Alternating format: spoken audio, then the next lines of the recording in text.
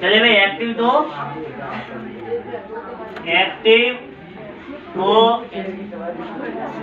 Passive voice. कल पढ़ा था प्रेजेंट सिंपल का और प्रेजेंट कंटिन्यूस, दो पढ़े थे।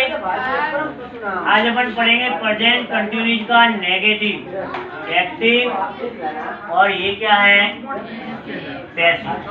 अब मान लो आपको ये समझ में आ रहा है कि प्रेजेंट कंटिन्यूस दिया गया है, यानी ये जा रहे हैं हमें, तो उसके आगे बिंग लगा करके मतलब क्या बता देते हैं, एक्टिव और पैसिव बता देते हैं। उसके बाद में अपने नेगेटिव बताया ना कल, ठीक है। आज अपन आ जाएंगे प्रेजेंट परफेक्ट पे आएंगे, प्रेजेंट परफेक्ट पे आ जाते हैं। और मैंने पास्ट सिंपल बता दिया था और पास्ट कंटिन्यूस नहीं बताया। या प्रेजेंट परफेक्ट पढ़ेंगे या प्रेजेंट पास्ट का कंटिन्यूस पढ़ लेते। चलो परफेक्ट बाद में पढ़ते हैं। तो आज अपन पढ़ लेते हैं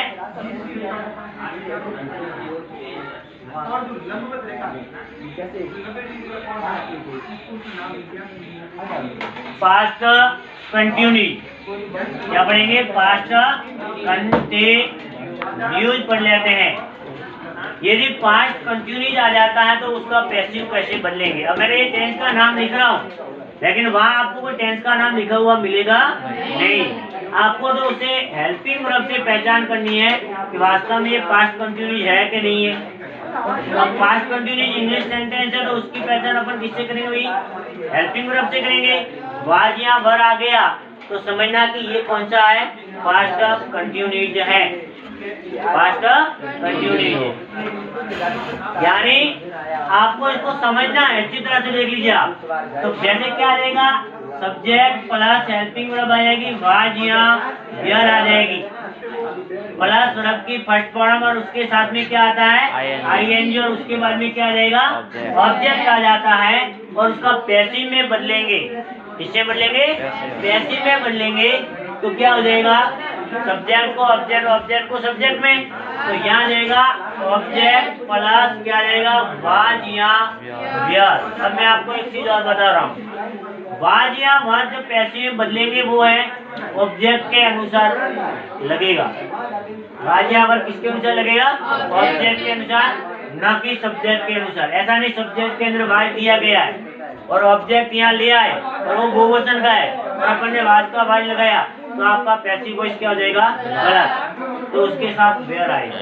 बात समझ में आई। तो ऑब्जेक्ट प्लस वाज या वेयर आ गया, प्लस उसके बाद में आपको ध्यान रखिए पैसिव वॉइस में हमेशा वर्ब की कौन सी फॉर्म लगती है, थर्ड फॉर्म लगती है।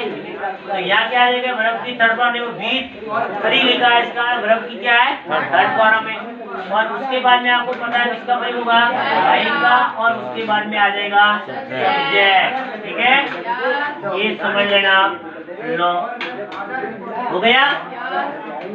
तो सब्जेक्ट वाज या वर, वर्ब की फर्स्ट फॉर्म, आईएनजी, ऑब्जेक्ट दिया गया उसका पैसिव बदलना है। ऑब्जेक्ट वाज या वर, वर्ब की थर्ड फॉर्म, बाई और सब्जेक्ट। मैं बाई बाई बोल रहा हूँ, घरवाली बाई नहीं है भाई। हाँ ऐसे मतलब बाई बोल रहे सर, बाई मेरा द्वारा, बाई का अर्थ क्या होता है, द्वारा, किसी के द्वारा कोई माध्यम से अपन काम करते हैं।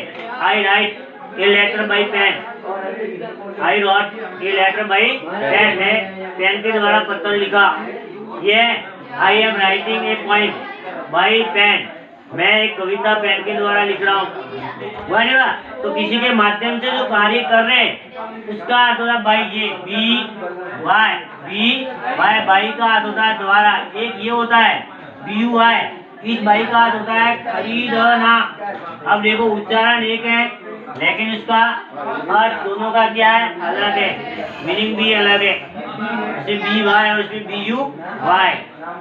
समझ में आई बात। अब तो थोड़ा पहले पढ़ ही गया हुआ, समझ में आ गया, कोई प्रॉब्लम नहीं है।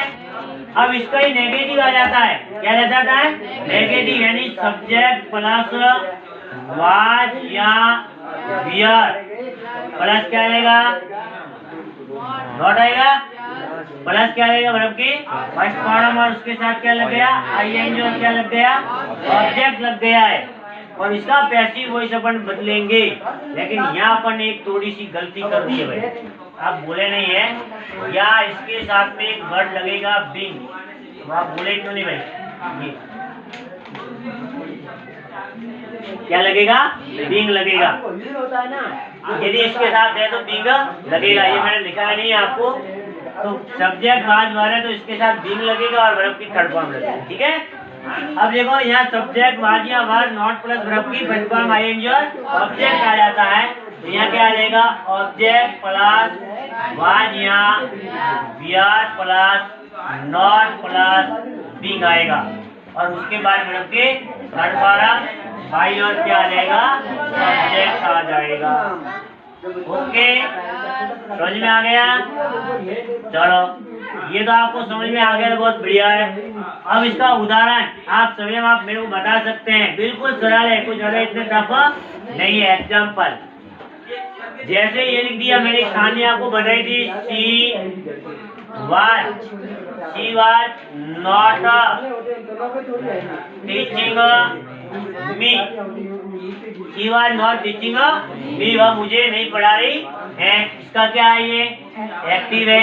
अब इसका क्या बदलना है? पैसिव बदलना है। क्या बदलना है? पैसिव। तो कैसे बदलेंगे? सबसे पहले इस वाक्य के अंदर सब्जेक्ट ऑब्जेक्ट पहचानना है। बताओ कौन सा सब्जेक्ट और कौन ऑब्जेक्ट है इसमें? सी कौन है? सब्जेक्ट है, लिख दो आप नीचे। और उसके बाद इसमें ऑब्जेक्ट मी है। मी कौन है? ऑब्जेक्ट है। और टीचिंग क्या है? बराबर है, वाज नॉट। ये वाज हेल्पिंग वर्ब नॉट लगा, नेगेटिव बता रहा है। दिशा चेंज को, ये मी को यहाँ ले आए तो किसे बोलेगा? और आई के साथ क्या लगता है? वाज। आई वाज नॉट, इसके साथ क्या लगेगा? Being. I was not being. और उसके बाद वर्ब की थर्ड फॉर्म है। और टीच की थर्ड फॉर्म क्या होती है? Taught, TAUGHT, taught. और बाई तो बाई। और सी को इधर लाते ही किसमें बदल जाएगा? वर्ब में बदल जाएगा। ये किसमें बदल गया? ये हो गया पैसिव। बताओ क्या समस्या है कोई समस्या? ये सरल है, सही है ना? अब आपको इंट्रोगेटिव भी बताएंगे, इसके अंदर इंट्रोगेटिव भी आ रहा है। अब नंबर 2 इसी का बता देते हैं। मान लो ये लिखा हुआ है, दे पढ़ाएगा फुटबॉल। चलो ये बता दिया। अब ये किसका वाक्य है? एक्टिव का है। अब दे वेयर प्लेइंग फुटबॉल। अब दे क्या है? सब्जेक्ट है, करता है। और फुटबॉल क्या है? ऑब्जेक्ट है। और प्लेइंग तो क्या है? बराबर है। यहाँ लाते क्या हो जाएगा? ये फुटबॉल है, फुटबॉल। अब गेंद एक ही है, खेल एक ही है, तो वाज का वाज ही लगेगा, वेयर नहीं लगेगा यहाँ। ठीक है, ये वेयर है वो किसके साथ लगा है? दे के साथ। किसके साथ लगा है? दे के साथ। तो यहाँ लगेगा वाज। फुटबॉल वाज, और वाज के साथ क्या लगेगा? बिग। और प्लेइंग की थर्ड फॉर्म क्या होती है? प्लेड। और यहाँ क्या होगा? बाई। और देखो इधर लाते हो किसे बदल जाएगा? डैम में। ये क्या हो गया? चलो ये पैसिव आ गया। बताओ कोई समस्या नहीं है? तो सरल है ये तो। अब इसका इंट्रोगेटिव बता देते हैं। क्या बता देते हैं? इंट्रोगेटिव। अब इंट्रोगेटिव क्या होता है? वाज वेयर आगे आएगा, वो आगे का आगे रहता है, वो कभी चेंज होता नहीं है। पीछे वाले जो सब्जेक्ट ऑब्जेक्ट है वो चेंज होंगे। सब्जेक्ट और ऑब्जेक्ट है वो क्या होगा? चेंज होगा। जैसे ये लिख दिया, वाज आई टीचिंग यू। पर्सनवाचक चिन्ह लगेगा।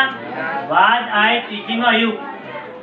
क्या मैं तुम्हें पढ़ा रहा था? क्या मैं तुम्हें पढ़ा रहा था? Was I teaching you.